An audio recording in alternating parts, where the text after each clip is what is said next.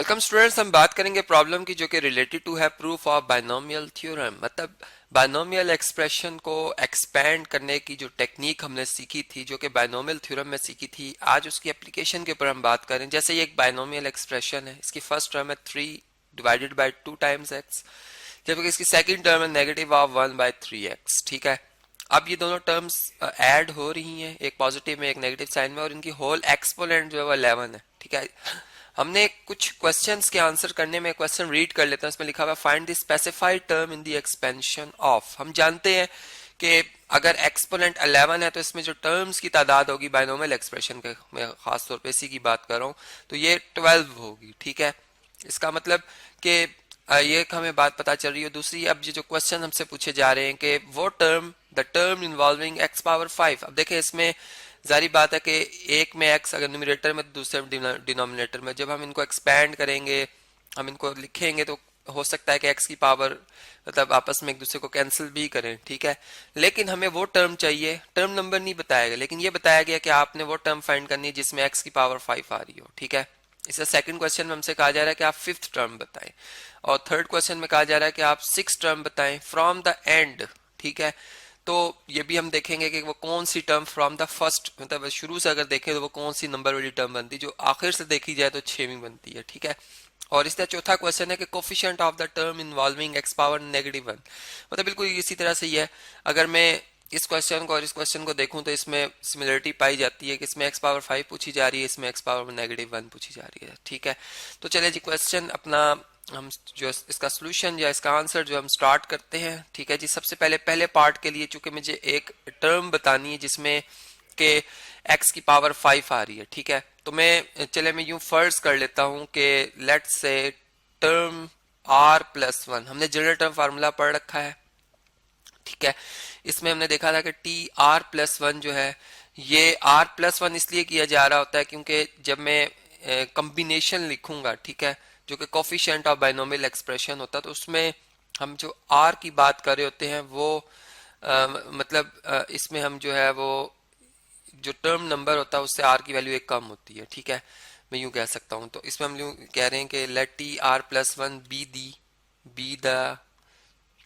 Be the term, ठीक है, involving x power 5। ठीक है जी, तो फिर हमारे पास ये मतलब इन द एक्सपेंशन ऑफ, आगे आप लिख दीजिएगा। तो हमारे पास जो फिर वो टर्म बनेगी, अगर जनरल टर्म फार्मूला में लिख दूं तो TR+1 इज इक्वल टू होता है N चूज R। ठीक है, कॉम्बिनेशन के सेंस में N ऑब्जेक्ट्स हो तो उसमें से R हम सिलेक्ट कर रहे हैं। ठीक है, और A जो हमारी फर्स्ट टर्म है इसकी पावर N-R आती है, जबकि B जो है सेकेंड जो टर्म है उसकी पावर जो है वो R आती है। ठीक है, अब यहाँ पे मैं बताता चलूं कि जो गिवन एक्सप्रेशन है उसके हिसाब से जो A है, हमारी फर्स्ट टर्म है, वो है 3/2x।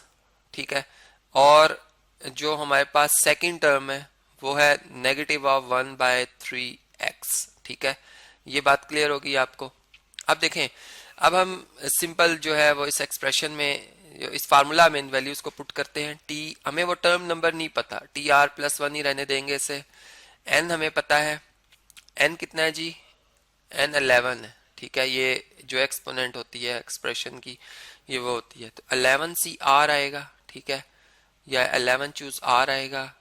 ए 3/2 है, इसकी पावर, सॉरी 3/2x है, 3/2 टाइम्स ऑफ x है। ठीक है, और इसकी पावर n 11 है, -R एज इट इज, अभी R हमें नहीं पता। ठीक है, मल्टीप्लाई बाय जो b है, b है -1/3x, और इसकी एक्सपोनेंट आएगी R। R हम फाइंड करने जा रहे हैं। अब इसको हम सिंप्लीफाई करते हैं, हम x की जो सारी पावर्स हैं वो एक साइड पर लिखते हैं। 11CR is as it is रहेगा। ठीक है, चलें इसको मैं 11 चूज R को एज इट इज रहने देता हूँ। और यहाँ पर अगर आप देखें तो 3/2 की पावर भी 11 -R आ जाएगी, और जो x है इसकी पावर भी 11 -R आ जाएगी, लॉ ऑफ एक्सपोनेंट के मुताबिक दोनों की पावर कंबाइन 11 -R है। ठीक है, इसी तरह -1 की पावर भी R आ रही है। ठीक है, यहाँ पर चलें इसको लिख देते हैं, -1 की पावर भी R आ रही है, और जो डिवाइडेड बाय 3 की पावर भी आर है और x की पावर भी कितनी है, आर है। ठीक है जी, क्लियर होगी बात। अब हम ऐसा करते हैं कि जो हमारे पास हम यूं कह सकते हैं कि जो x है उसकी बेसिस सेम है, पावर्स कंबाइन कर लेते हैं। ठीक है जी, पावर्स कंबाइन कर लेते हैं तो हमारे पास जो रिजल्ट आएगा 11 CR। ठीक है जी, 11 CR आ जाएगा। 3 की पावर 11 माइनस आर भी है। ठीक है, अगर मैं यूं कहूं तो 3 की पावर 11 माइनस आर भी है और ये आर ऊपर आके माइनस आर एक और हो जाएगी। ठीक है, इसी तरह ये x की पावर जो है वो 11 माइनस आर है और ये आर भी ऊपर शिफ्ट होगा तो माइनस आर हो जाएगी। ठीक है, इसी तरह जो हमारे पास -1 है इसकी पावर भी आर आ रही है। ठीक है, और डिवाइडेड बाय 2 जो है इसकी पावर भी 11 माइनस आर है, ये 11 माइनस आर। ठीक है जी, यहाँ तक क्लियर हो गया आपको। अब हम इससे नेक्स्ट जो अगर लिखें इसे तो हम इस तरह से लिख सकते हैं कि ये -1 जो है इसकी पावर आर में शुरू में लिख रहा हूँ। ठीक है, फिर 11 CR आ जाएगा और इसके बाद 3 पावर जो है वो 11 माइनस 2 आर हो जाएगी। ठीक है जी, और 2 पावर 11 माइनस आर है और x पावर 11 माइनस 2 आर हो जाएगी। ठीक है, 11 माइनस 2 आर। ये जो हमारे पास टर्म थी हमने कहा था कि ये वो टर्म है जिसमें x की पावर 5 आ रही है। ठीक है, इसका मतलब कि यहाँ पर जो x की पावर 11 माइनस आर है बेसिकली ये किसके इक्वल है, ये 5 के इक्वल है। ठीक है, तो इस स्टेटमेंट को आप लिख भी सकते हैं कि एज दिस टर्म, ठीक है, इन्वॉल्व्स इन्वॉल्व्स x पावर 5। ठीक है जी, so the exponent of exponent spelling देख लेते हैं जी, एक्सपोनेंट ऑफ x जो होगी वो कितनी होगी, ऑफ x इज 5। ठीक है जी, दैट इज, ये शॉर्ट फॉर्म है दैट इज की कि 11 माइनस 2 आर जो है वो 5 के इक्वल होगा। ठीक है, यहाँ से 5 इधर शिफ्ट कर लें, 2 आर को इधर शिफ्ट कर लें तो 11 माइनस 5 इक्वल टू 2 आर आ जाएगा और 11 माइनस 5 6 होता है, 6 इक्वल टू 2 आर।